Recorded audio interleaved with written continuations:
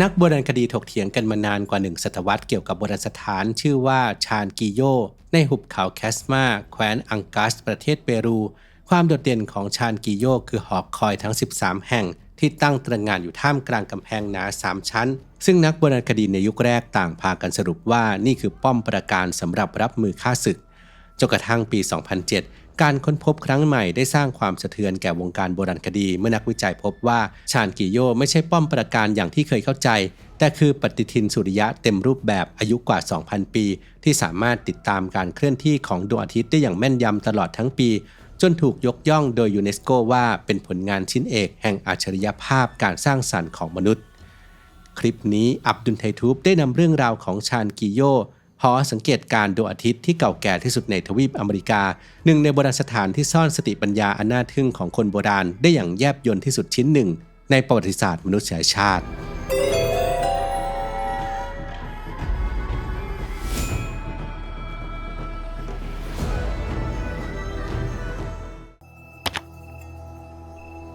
ชานกิโยคือแหล่งโบราณคดีอายุกว่า 2,300 ปีตั้งอยู่ในลุ่มน้ำแคสมาเซซินของเปรู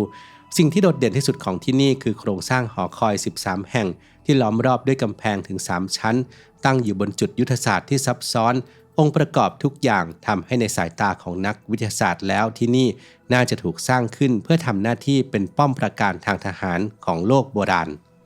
แต่ยิ่งศึกษาลึกลงไปนักวิจัยยิ่งเกิดข้อสงสัยตามมาเช่นเหตุใดป้อมปราการแห่งนี้จึงมีประตูทางเข้ามากเกินไปและที่สำคัญกว่านั้นคือเหตุใดชานกิโยจึงไม่มีแหล่งกักเก็บน้ำเลยซึ่งขัดกับหลักการสร้างป้อมปราการทุกแห่งบนโลกนอกจากนี้ยังมีทางเข้าปลอมๆที่ออกแบบมาเพื่อหลอกตาซึ่งถูกตีความว่าอาจจะเป็นการออกแบบเพื่อคัดกรองคนเข้ามากกว่าการรับมือสงครามอีกทั้งหลักฐานทางโบราณคดียังบ่งชี้ว่าชานกิโยถูกใช้งานเพียงช่วงเวลาสั้นๆระหว่าง 250 ถึง 200 ปีก่อนคริสตกาลก่อนถูกทิ้งร้างซึ่งไม่สอดคล้องกับลักษณะของป้อมปราการเชิงยุทธศาสตร์ที่มักจะมีการใช้งานอย่างต่อเนื่องยาวนานเพื่อป้องกันดินแดนคำถามเหล่านี้ไร้คำตอบอยู่นานหลายทศวรรษจนกระทั่งปี 2007 อีวานเกสซี่ศาสตราจารย์จากสถาบันวัฒนธรรมแห่งชาติเปรูและคลิฟรูเกิลส์ศาสตราจารย์ด้านดาราศาสตร์โบราณหันมาสังเกตสิ่งที่อยู่ตรงหน้ามาโดยตลอดนั่นคือแนวหอคอยทั้ง 13 แห่งบนสันเขาซึ่งก่อนหน้านี้ถูกมองข้ามว่าเป็นเพียงแค่ส่วนหนึ่งของระบบป้องกันศัตรูแต่เมื่อนำเข็มทิศและข้อมูลดาราศาสตร์มาวิเคราะห์ร่วมกันพวกเขาพบว่าช่องว่างระหว่างหอคอยแต่ละแห่งสอดคล้องกับตำแหน่งของดวงอาทิตย์ในแต่ละช่วงของปีอย่างแม่นยำเกินกว่าจะเป็นเรื่องบังเอิญหอคอยทั้ง 13 แห่งที่เรียงรายอยู่บนสันเขาโดยแต่ละหลังห่างกันประมาณ 5 เมตรคือกุญแจสำคัญของการค้นพบครั้งนี้โดยพบว่าหากยืนที่จุดสังเกตการณ์2จุดคือฝั่งตะวันออกและตะวันตกจะสามารถมองเห็นดวงอาทิตย์ขึ้นหรือตกเคลื่อนไล่เรียงไปตามแนวหอคอยตั้งแต่วันเหมายันจนถึงวันคริสต์มายันได้อย่างต่อเนื่องนั่นหมายความว่าชานกิโยไม่ได้ระบุได้เพียงแค่วันใดวันหนึ่งอย่าง Stonehenge แต่สามารถติดตามวงจรของดวงอาทิตย์ได้ตลอดทั้งปีด้วยความแม่นยำระดับประมาณ 1-2 วันสิ่งที่ทำให้นักวิจัยทึ่งยิ่งกว่าคือความฉลาดของการก่อสร้างหอคอยทางเหนือถูกสร้างให้สูงกว่าทางใต้โดยมีความสูงตั้งแต่ 2-6 เมตรการไล่ระดับเช่นนี้ไม่ใช่เพื่อความสวยงามแต่เพื่อชดเชยความลาดเอียงของเนินเขาให้ยอดหอคอยทุกแห่งดูเรียบเสมอกันเมื่อมองจากจุดสังเกตการณ์จนกลายเป็นขอบฟ้าประดิษฐ์ที่ราบเรียบเสมือนจริงยิ่งไปกว่านั้นนักวิทยาศาสตร์พบว่าภูเขามูโซมาโลอาจจะถูกนำมารวมเป็นส่วนหนึ่งของระบบด้วยโดยเมื่อมองจากจุดสังเกตการฝั่งตะวันตกแนวลาดของภูเขามูโซมาโลจะบรรจบกับแนวเนินพอดีจนเกิดเป็นช่องว่างที่ 13ซึ่งมีขนาดใกล้เคียงกับช่องว่างระหว่างหอคอยคู่อื่นๆในช่วงเดือนมิถุนายนซึ่งเป็นช่วงเหมายันของซีกโลกใต้และเป็นฤดูหนาวของเปรูดวงอาทิตย์จะขึ้นตรงกับช่องว่างที่ 13นี้พอดีส่วนในเดือนธันวาคมซึ่งเป็นช่วงคริสต์มายันของซีกโลกใต้และเป็นฤดูร้อนดวงอาทิตย์จะเคลื่อนไปปรากฏใกล้ทางด้านซ้ายของหอคอยหมายเลข 13ภายในวิหารป้อมปราการยังพบโครงสร้างบางส่วนที่จัดวางแนวสัมพันธ์กับแสงอาทิตย์ในช่วงเวลาสำคัญของปีสะท้อนว่าผังของชานกิโยอาจจะถูกออกแบบให้เชื่อมโยงทั้งสถาปัตยกรรมพิธีกรรมและการสังเกตท้องฟ้าเข้าด้วยกันการขุดค้นล่าสุดยังพบจุดสังเกตการณ์ที่นักวิจัยเสนอว่า อาจเชื่อมโยงกับปรากฏการณ์ของดวงจันทร์โดยเฉพาะปรากฏการณ์จุดหยุดใหญ่ของดวงจันทร์ Lunar Standstill ที่เกิดขึ้นทุก 18.6 ปีซึ่งหากได้รับการยืนยันเพิ่มเติมก็อาจหมายความว่าคนโบราณที่นี่มีความรู้ด้านดาราศาสตร์ซับซ้อนกว่าที่เคยคิดไว้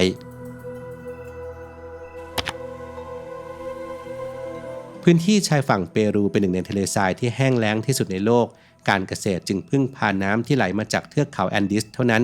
หากพลาดช่วงเวลาที่เหมาะสมเพียงไม่กี่วันอาจหมายถึงการสูญเสียผลผลิตทั้งปีซึ่งอาจนำไปสู่ภาวะขาดแคลนอาหารและการล่มสลายของสังคมจากการศึกษาของอีวานเกสซี่และคลิฟรูเกิลส์หอดูดาวชานกิโยช่วยให้ผู้คนรู้ล่วงหน้าถึงการเปลี่ยนผ่านของฤดูกาลเช่นในวันวิศวรรษในเดือนกันยายนซึ่งจะมีฝนที่ตกหนักบนเทือกเขาสูงผู้สังเกตการจะเห็นดวงอาทิตย์ตกระหว่างหอคอยหมายเลข 6 และหอคอยหมายเลข 7 เป็นสัญญาณล่วงหน้าให้เกษตรกรเตรียมรับวงจรน้ำจากเทือกเขาเพื่อเริ่มฤดูกาลเพาะปลูกการทำเกษตรในลักษณะนี้เป็นวิธีที่แพร่หลายที่สุดในยุคนั้น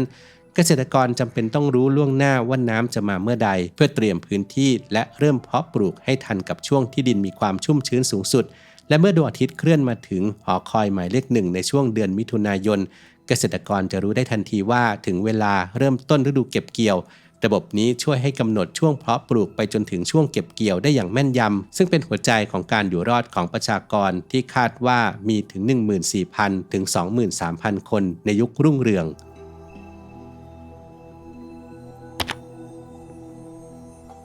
หัวใจสำคัญของพื้นที่นี้คือวัฒนธรรมคัสมาเซชินซึ่งถือกำเนิดขึ้นตั้งแต่ประมาณ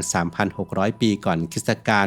วัฒนธรรมนี้เป็นหนึ่งในอารยธรรมที่เก่าแก่ที่สุดในทวีปอเมริกาโดยมีอายุเก่าแก่เทียบเท่าหรืออาจจะมากกว่าอารยธรรมคาราวซูเปที่ปัจจุบันถือว่าเป็นอารยธรรมที่เก่าแก่ที่สุดในอเมริกา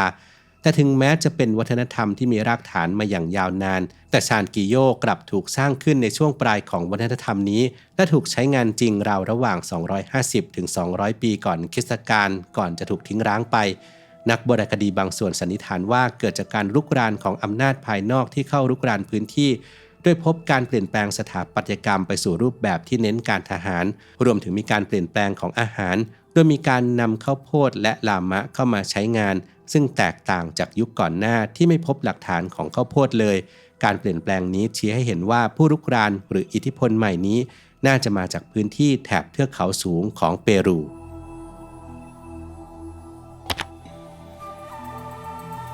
ชาวอินคาเป็นที่รู้จักกันดีในฐานะอารยธรรมที่มีความโดดเด่นและก้าวหน้าทางด้านศาสตร์ดาราศาสตร์อย่างมากโดยพวกเขานับถือดวงอาทิตย์เป็นเทพเจ้าสูงสุดและมีลัทธิบูชาดวงอาทิตย์ฝังรากลึกในโครงสร้างสังคมและการเมืองทำให้หลายคนอาจเข้าใจว่าการบูชาดวงอาทิตย์เริ่มขึ้นในยุคอินคาแต่การค้นพบที่ชานกิโยได้เปลี่ยนความเข้าใจนี้ไปอย่างสิ้นเชิงว่ารากฐานทางวัฒนธรรมของชาวอินคาแท้จริงแล้วมันคือการสืบทอดและต่อยอดจากวิวัฒนาการด้านดาราศาสตร์ที่มีรากลึกในภูมิภาคแอนดีสมาตั้งแต่สมัยโบราณโดยลัทธิบูชาดวงอาทิตย์ที่ชานกิโยมีหลักฐานว่าเกิดขึ้นก่อนยุคอินคาถึง 2,000 ปีแม้ชานกิโยจะถูกทิ้งร้างไปนานแล้วก่อนที่จักรวรรดิอินคาจะรุ่งเรืองแต่ผู้คนในยุคต่อๆมายังคงใช้พื้นที่รอบหอคอยทั้ง 13 แห่งเป็นพื้นที่ศักดิ์สิทธิ์หลักฐานที่ชัดเจนที่สุดคือการค้นพบเครื่องเส้นขอพรด้านความอุดมสมบูรณ์ของชาวอินคาที่ถูกวางไว้ที่หอคอยหมายเลข 1ซึ่งตรงกับตำแหน่งของดวงอาทิตย์ในช่วงเทศกาลเก็บเกี่ยวพอดีสะท้อนให้เห็นว่าแม้การเวลาจะผ่านไปนับพันปีชานกิโยก็ยังไม่ได้ถูกลืมเลือนไปจากความทรงจำของผู้คนในภูมิภาคนี้แต่ได้กลายมาเป็นมรดกทางภูมิปัญญาดาราศาสตร์และศรัทธาจากบรรพบุรุษโบราณที่ส่งต่อมาจนถึงอารยธรรมอินคาอันยิ่งใหญ่ในอเมริกาใต้ในที่สุด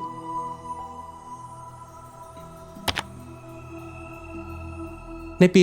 2021 ยูเนสโกประกาศขึ้นทะเบียนชานกิโยเป็นมรดกโลกโดยระบุว่าเป็นผลงานชิ้นเอกแห่งอัจฉริยภาพการสร้างสรรค์ของมนุษย์เนื่องจากไม่มีโบราณสถานอื่นใดในยุคนั้นที่แสดงให้เห็นถึงการบูรณาการดาราศาสตร์เข้ากับสถาปัตยกรรมเพื่อสร้างระบบการวัดเวลาที่สมบูรณ์แบบได้เท่านี้สถานที่แห่งนี้เป็นหนึ่งในหลักฐานสำคัญของวิวัฒนาการทางดาราศาสตร์ในลุ่มน้ำแคสมาที่แสดงให้เห็นว่าสังคมยุคก่อนประวัติศาสตร์เมื่อ 250-200 ปีก่อนคริสตกาลสามารถผสมผสานภูมิประเทศสถาปัตยกรรมและความรู้จักรวาลวิทยาเข้าด้วยกันอย่างลงตัวเพื่อรองรับทั้งระเบียบทางสังคมการเมืองและศาสนาในคราวเดียวกัน ปัจจุบันมีการใช้เทคโนโลยีการสแกนด้วยเลเซอร์ 3 มิติเพื่อระบุตำแหน่งที่ตั้งของจุดสังเกตการฝั่งตะวันออกและตะวันตกอย่างแม่นยำข้อมูลเหล่านี้ช่วยยืนยันการทำงานของชานกิโยในฐานะหอสังเกตการณ์ดวงอาทิตย์ที่แม่นยำและช่วยให้นักโบราณคดีสามารถวิเคราะห์ความเสียหายเพื่อวางแผนปกป้องและบูรณะหอดูดาวโบราณแห่งนี้ได้ในอนาคตCBD Sleep Capsule เป็นผลิตภัณฑ์ที่ถูกพัฒนาขึ้นเพื่อเพิ่มประสิทธิภาพการนอนหลับโดยเฉพาะ